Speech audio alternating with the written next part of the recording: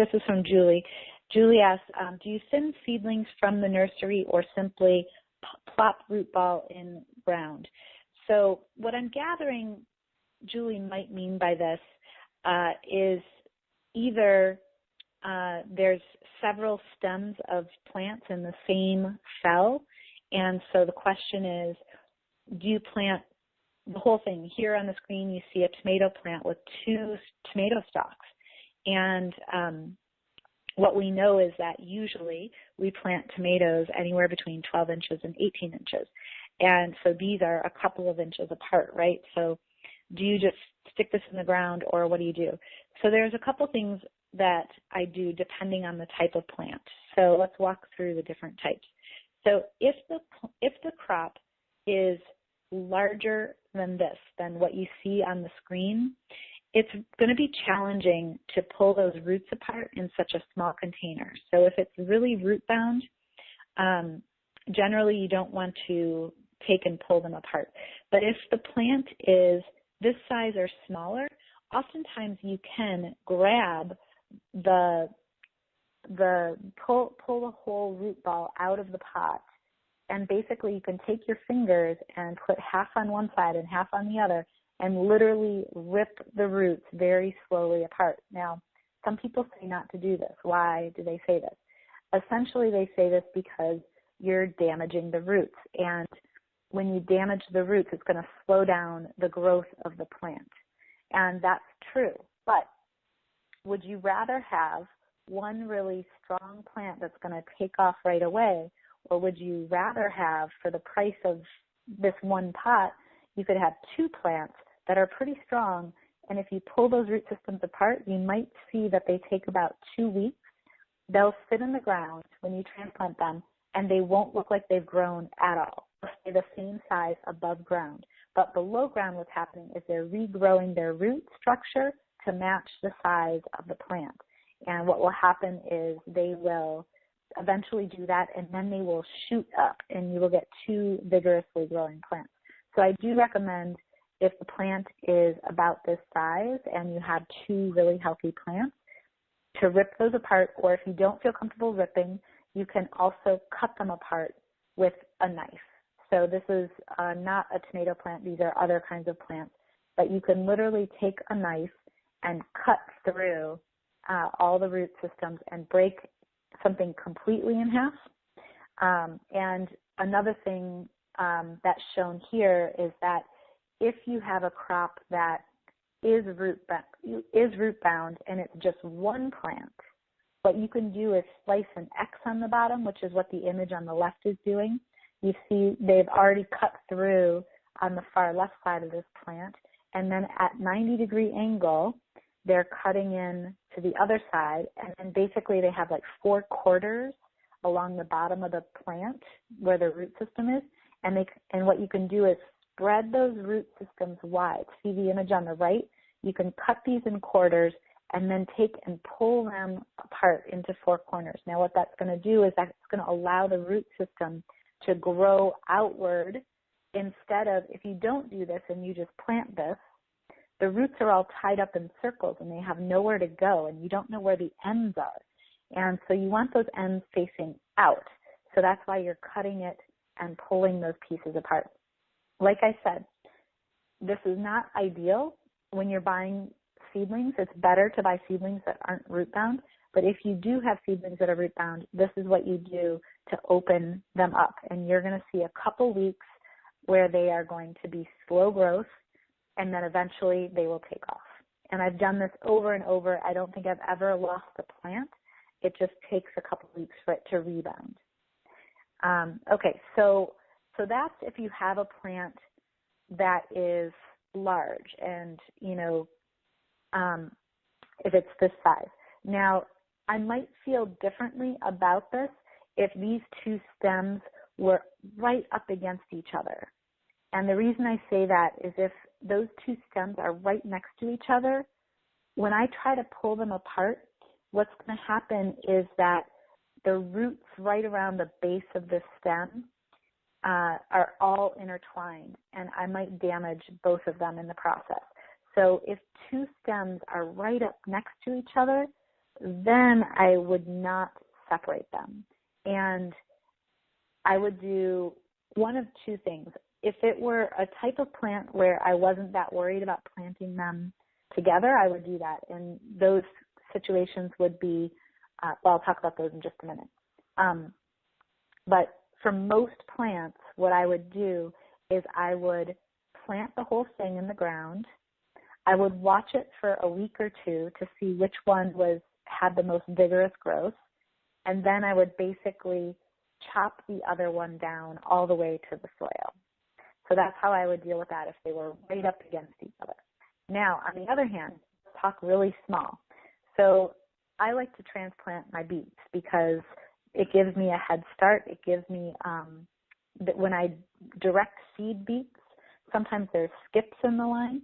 And so transplanting allows me to get a lot of plants in at the spacing that I want them to be, and I don't have to worry about thinning them. I use exactly as many seeds as I need, which is kind of cool. So I like to transplant my beets. Now, this is a perfect tray of beets that is from a farm. You can see that there's one beet per cell, so you could literally just pull this out of the cell and transplant it. And beets are the one plant, this is the only exception I would say, where I transplant them fairly small. So these two, you can see here, remember these are the cotyledons, and you can just barely see the first leaves starting to grow in at the base of that first plant in the foreground.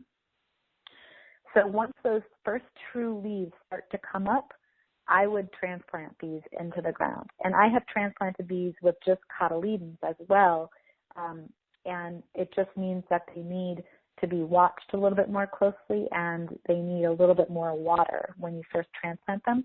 And so what's the difference here? So the reason I went to this slide next is that sometimes beets show up in multiple plants in the same cell.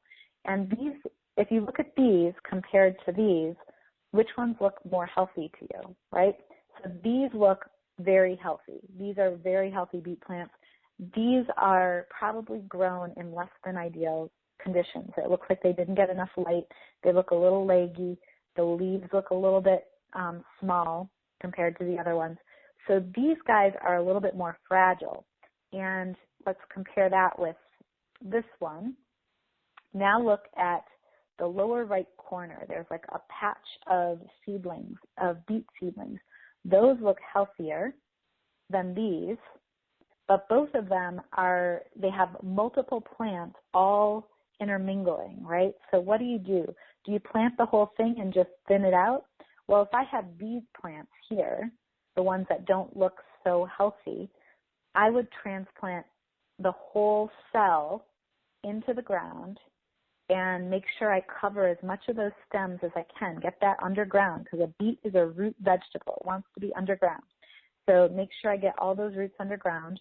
And then what I would do is once I find out which ones are growing more vigorously, then I would go through and thin. But in this case, you can see how healthy these beet seedlings look. What I would do in this case is very gently tease apart. The roots are going to be very small at this stage, which is why it's beneficial to transplant a beet when it's small, because a beet is a root vegetable. So it doesn't like its roots are moved around too much, but it's one of the few vegetables that doesn't mind being transplanted. So what I would do in this case is I would tease apart the seedlings, like you can see in this hand here where it's like separating out as much as you can. And sometimes you'll get just the plant and just the roots. It's okay, as long as you aren't breaking apart those roots, keeping them connected to the plant as much as possible, and then basically putting each one of these into the ground. And you can do this without a tool. All you need is a finger just to get enough space for that root to go underground. And then make sure, in this case, if there is compromised root systems and compromised stems, when you go to put the soil around this plant, you want to make sure that it actually holds up against the plant tightly, because you want the hydrostatic pressure of water in the soil to be able to reach those roots. If it's too loose, it's possible that the water won't really make the sucking action, the straw of those roots won't actually take the water up. So in this case, you want to make sure that you press down on that soil and make sure that that root is down in there really well.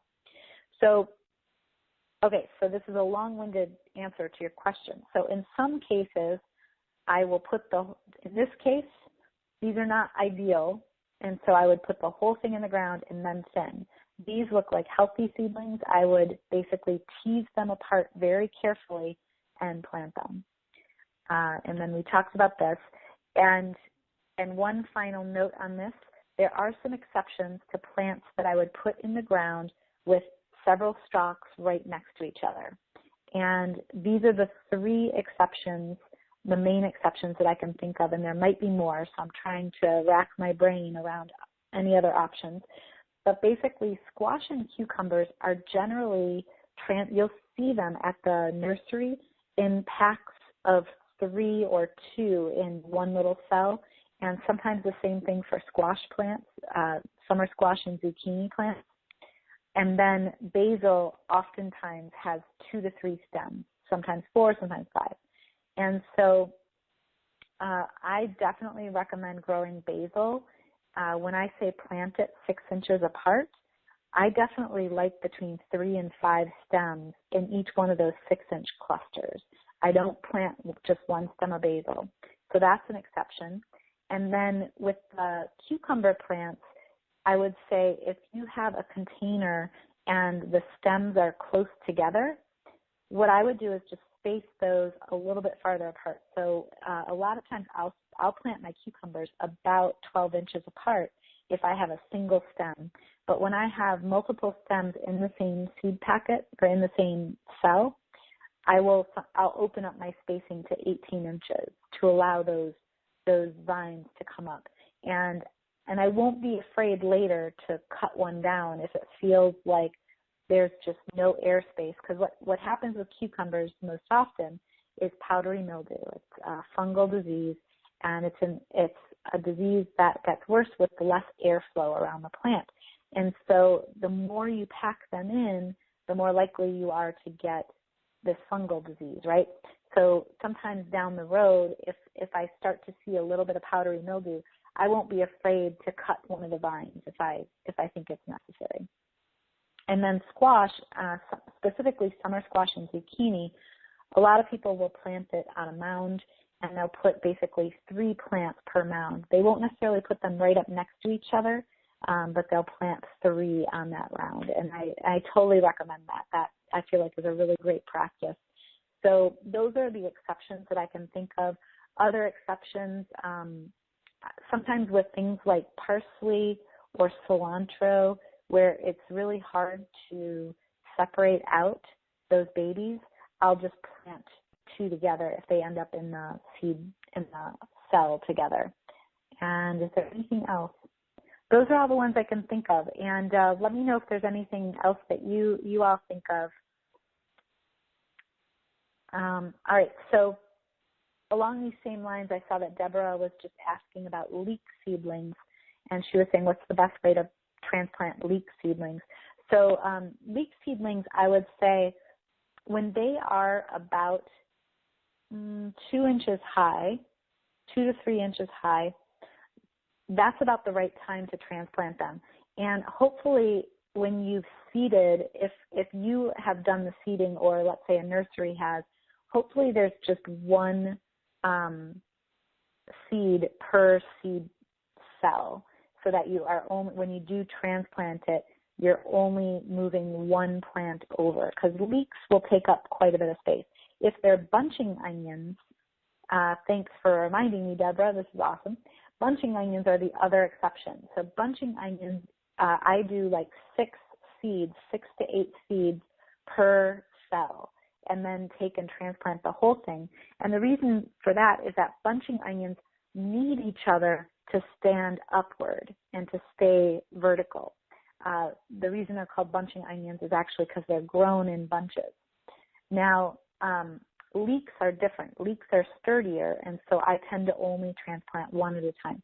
So if you have a tray of leek seedlings and there is a cell that has 2 leeks in it, I wouldn't recommend separating them because they're just too fragile and they will break and you probably have a worse luck at it. So I recommend just putting them both in the ground. And maybe what you do is, because leeks only need maybe an inch to grow, is that if there's 2 that are right next to each other, you could just leave a little bit of extra space around them and just let them both grow up, and you don't have to trim one down. So I hope that helps. Let me know, Deborah, if you wanted more on the leek seedlings. If you enjoyed this video, don't forget to leave a like and share your thoughts in the comments below. We'd love to hear from you. And for more simple and practical gardening tips, subscribe to Grow Your Own Vegetables. For more tips and updates, visit gyov.org and join our growing community.